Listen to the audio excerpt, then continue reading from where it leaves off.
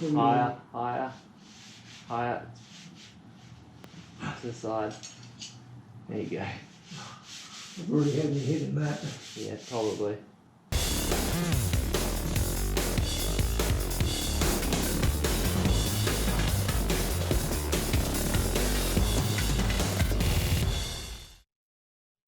This episode on the VH, we finally tick off all the things that we need to do before we can race the car. So we're almost there, but we need a new power steering hose to put that on. A few other little things like plating up the inside of the car, then check the thermofan, go for a roll around the car park, make sure it rolls and nothing funny is going on. And then, like I said before, exhaust tune, etc. And then we can go racing, hopefully in 2 weeks. So not a lot of time, so we better get to it. So now I've learnt how much operating pressure a power steering line has. So it's somewhere between 1000 psi and 1500 according to some Google documentation. It definitely needs a hard line on this high pressure side, and I tried joining it with the hose and hose clamps as you saw, even flared it, but after 3 attempts it just didn't hold and kept popping off every time. So I've just gone to Coupler's Malaga and got a line made up, so it's all properly crimped together, one length, so there's no joint in the middle, and they actually used the original threads but just new hose and ends all the way around. So that was about 130 bucks, and hopefully no leaks this time and we can actually roll it around. And of course I had to buy another 4 litres of Dextron 3 for it too. Still trying to get the power steering on. We've got one on, the other one most of the way on. Very hard access. You little bastard. Why won't you go on?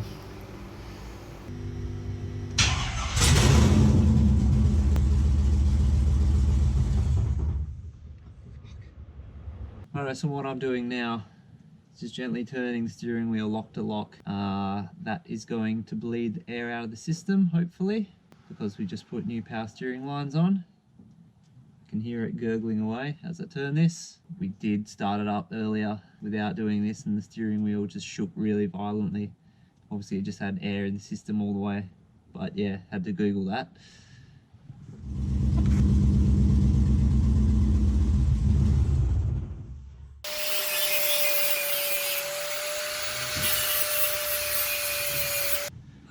So we got a new line made up for the power steering. Unfortunately, my fault. When I cut them and joined them with some rubber hose earlier, must have somehow got them around the wrong way. And then I thought that the bigger sized thread would be the feed line and the smaller sized thread would be the return line. So I got my custom hose made up, and looks like that's not correct. It looks like I got it back to front. So we have to take both the lines off now and get the ends swapped over, pay someone to do that. So yeah, good fun. So take 3 of the power steering hose. We've got another one made up with the correct ends, and trying to get it in there with limited room. I'll turn that bloody up. Is it working? Yeah, we've got like one little drip so far. So it's like 10 o'clock now. Been about 4 hours getting the new power steering line in and the low power one, but that's all pretty good now. It does leak a tiny bit, so I might need to nip it up just a little bit more. But yeah, she's in, and we went for a little test drive around the car park here. All seems pretty good, so yeah, all go for an exhaust and tune pretty soon. So another update on the wiring situation. That's our switch panel, as you remember. And this is the back of it. A little bit of a mess. We will tidy it up a little bit. We've got the power coming from the battery going onto here.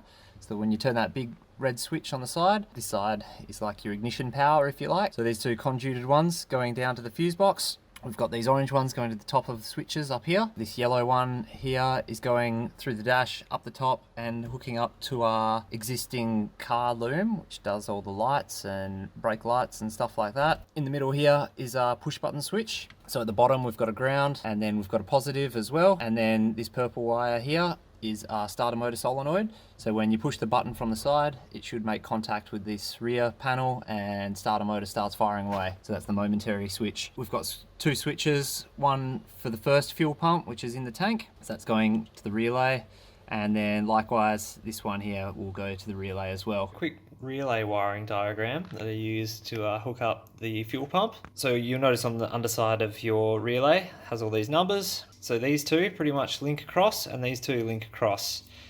These two use like an electromagnet. Oh wait, it might be those two. But anyway, I'm pretty sure it's 85 and 86. So anyway, what you do is 30 is fused from the battery or your 12 volt power source, and 87 will go straight to your fuel pump, and this will be like a high current. And then on the lower current line you can have 85 to ground, and then you go switch, and then you also need your 12 volts coming from the battery. That's the way I've hooked it up. So yeah, just in general, switch low current is 85 and 86, I'm pretty sure, and that activates the electromagnet, which you can utilize the higher current which flows through 30 and 87. And that's set up in our little fuse box, so we've got an assortment there and one spare on the end which can hook up for something else later on. So yeah, almost there. That wire from the alternator plug comes through from here. So what you actually need to do is hook that up to an actual globe of some description, or from memory it was a 470 ohm resistor, just so it has a little bit of draw on the current. And this actually acts as your alternator light, so if there's something wrong with the charging circuit, this will light up. And you also need to give it 12 volts positive on the other side, just like a normal car. Once you turn the ignition on, you should have a light happening. And then when the car starts up, that light will draw, and it's like a trigger signal that'll start your alternator kicking into gear.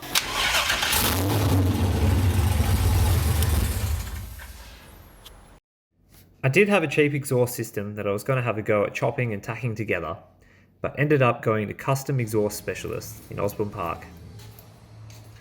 Gary was able to fit us in the next day and put in a new, slimmer Magnaforce crossover muffler, which sounds great and also doesn't foul on the trailer.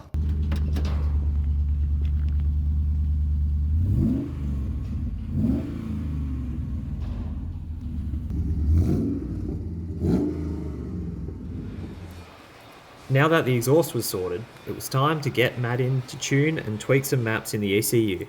So it's downloaded the ECU and checked it all through, and all your numbers for your thermofans and stuff. So what are you doing now? This is torque management, zeroing out the torque management. Okay. And that's the guy's name, Vlad, that was his car, but this is you, Okay. Matt V8 Fury. So when I do this, it's to be a compare file. Okay. So you can see the difference. And there's some Yeah, number right. difference in there. So they It's had quite a bit different, hey, for a pretty similar setup. They had a lot leaner here. This is full. So say 6,000 revs. Yep. You're going to be revving at 6,000 revs. I gather pretty close. And down 100, 105 is your full throttle. Mhm. And that's no throttle up here. So they had 88 figures of 88. And that's the fuel ratio, right? Yeah, pretty much. Is it air or is it fuel? It's fuel. So basically, that's a VE, volumetric efficiency table, VE. Yep. So 100 means it's 100% efficient. But just all it equates to is how much fuel it's going to give the motor. Yep. So what's it going to be scanning for? Any inconsistencies with what you've got? Or are you just sort of checking all the numbers? So I can already see your pressure sensor isn't connected, or there's a problem with it. Yeah. So you've got a minus there. Yep. These are your AT sensors. Yep. Coolant temp. Their intake temperature, 29. Yep.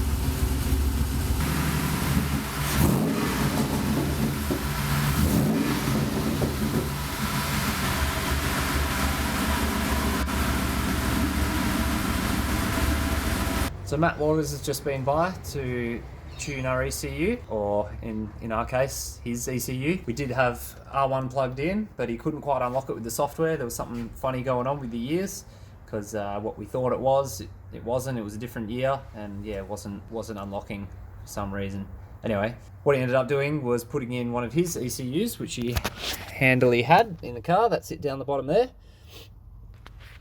And that one was all unlocked and good to go, so put that in. Then also, as we discovered, the engine that we have wasn't the original one out of the 2001 Ute. Looks like the engine that we have is out of like a 98, 99. So after sort of adjusting his tune, Matt had to do it all again and start from scratch. I don't really know how to explain it here, but the rough casting on the heads there, and also the serial number, which is down here somewhere, down there, hopefully you can see that. He reckons that's an older style one from like a 98, 99. Same engine, but a little bit different. So he went about tuning that for a 98, 99 clubby because he had one of those tunes as well. Working away with that, and mostly was good until we couldn't work out why the idle air control valve wasn't working properly. So we cleaned it out and still wasn't registering the numbers that it was supposed to be. So we didn't quite know what was going on. So Matt did some Googling on the numbers of the manifold and found out that it's a later model manifold, which is a good thing because it flows a little bit better apparently, 20 more horsepower. But yeah, it couldn't work out why the idle air control valve was throwing some funny numbers. It was working, but it would just keep going to zero. It was only when he took off the air intake that he found out that the previous person had drilled a massive hole in the throttle butterfly. So they've drilled out the hole bigger, which is apparently a bit of backyard tuning to let a little bit more air in, and that's screwing around with all the numbers for the idle air control valve and not what a proper tuner should do. So yeah, not the best. He said he's going to come back with a different throttle body so he can bolt that on, and yeah, hopefully it's good as gold in the next few days, so we'll see. So just a bit of an update. Things are going pretty well now. Matt Waters came and did a tune for us, and still needed to fix a couple of things afterwards. So he's put on a replacement throttle body with the factory sized hole in the butterfly. So we've put that on there. We've also hooked up a catch can, which looks pretty nice and big one as well. And we've plumbed that in. Now the plumbing for this, we've been told, is to go from this port at the back of the head on the right hand side, and then there's two coming off this head as well. So they're going into there, and a little filter as well. Okay, so we've done that. One other thing we did was added a little extra nipple onto the radiator. So we got a little bit of tube, drilled a hole, used some rapid fix and put it on there, and yeah, should be fine. So that's actually going through here underneath the throttle body, because I'd had that blocked off before, but apparently yeah, it's needed. So that'll help the engine, the throttle body warm up or something, I don't know. Oh yeah, and we blocked off these two breather lines as well. We've tidied up a couple leaks and tidied up some of the wiring in the inside, given it a vacuum, so it's looking pretty nice on the inside now. Put a new switch panel in, so we've got some light bar and interior lights happening, harnesses, and she's getting ready. So the only things left to do now is give it a wash, I think, and we'll be all set.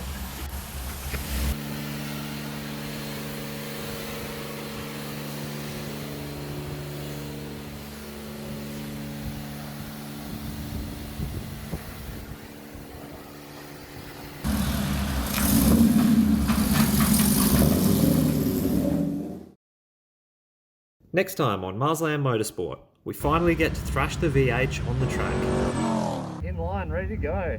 Make sure you subscribe to watch the video once it's released.